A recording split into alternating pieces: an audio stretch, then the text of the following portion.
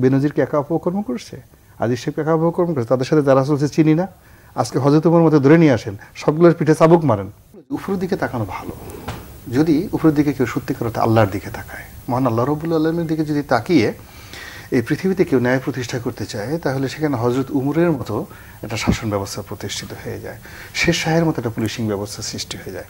হযরত উমরের জমানাতে মিশরে হঠাৎ করে দুর্ভিক্ষ দেখা দিল, তিনি গভর্নরকে ডেকে পাঠালেন, কামন, রাতে খাবার ডিনারের দাওয়াত দিলেন, দিয়ে তিনি করলেন কি যে খাও, এই শুকনো রুটি আর রেড়ির তেল, জয়তুনের তেল দিলেন। গভর্নর খায় না। কেন তুমি খাও না? বলে যে আমি আমি তো শাহী খাবার খাই। শাহী খাবার কি? ওখানে তো একটা রোমান সাম্রাজ্যের আন্ডারে ছিল দীর্ঘদিন মিশর। বলে এই টেবিলে এত এত খাবার সাজায়, 100 আইটেম বাতাস করে, তারপর ওরা খাই। সঙ্গে সঙ্গে চাবুক উঠাইয়া হযরত উমর পিঠে শোয়াই ফেললেন তাকে, যে তোমার মতো গভর্নর যে দেশে শাহী খাবার খায়, সেই দেশে দুর্ভিক্ষ হবে না তো হবে কোথায়? দ্যাটস ওয়াই মুসলিম সমাজে শের শাহের আমলে দেখেন পুলিশিং, বেনজিরের জন্য শিক্ষা। ধরেন শের শাহের আমলে 5 বছর ছিল গ্র্যান্ড ট্র্যাঙ্ক রোড, একটা স্বর্ণ মুদ্রার বস্তা, 1 বস্তা স্বর্ণ মুদ্রা, কত হাজার কোটি টাকা চিন্তা করেন, ফেলে দিয়ে গেছে। 5 বছর পরে সেই স্বর্ণ মুদ্রাটা ওই জায়গাতে পাওয়া গেছে বনের মধ্যে।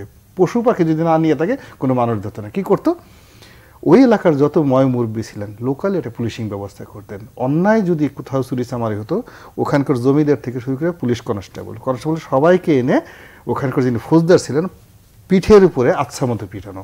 উনি যেটা বললেন, বেনজিরকে একা অপকর্ম করছে, আজিজ সাহেবকে একা অপকর্ম করছে, তাদের সাথে যারা চলছে চিনি না, আজকে হযরত ওমর মতো ধরে নিয়ে আসেন, সবগুলোর পিঠে চাবুক মারেন, সবগুলোর পিঠে চাবুক মারেন, সমাজ তাদেরকে বয়কট করুক, তাদেরকে জেলে ঢুকান। আরে ওনারা তো চলে গেছে, ওনাদের লোকজন আছে না, তাদের সুবিধাভোগী যারা করেছে, দেখবেন যে মুহূর্তের মধ্যে দুর্নীতি বন্ধ হয়ে গেছে।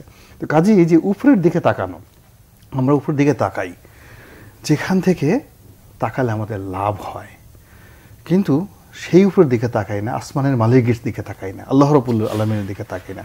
ফলে কি হচ্ছে, সব জায়গাতেই আমাদের এই অনার সৃষ্টি তৈরি হয়ে গেছে, যা থেকে আমরা বের হতে পারছি না।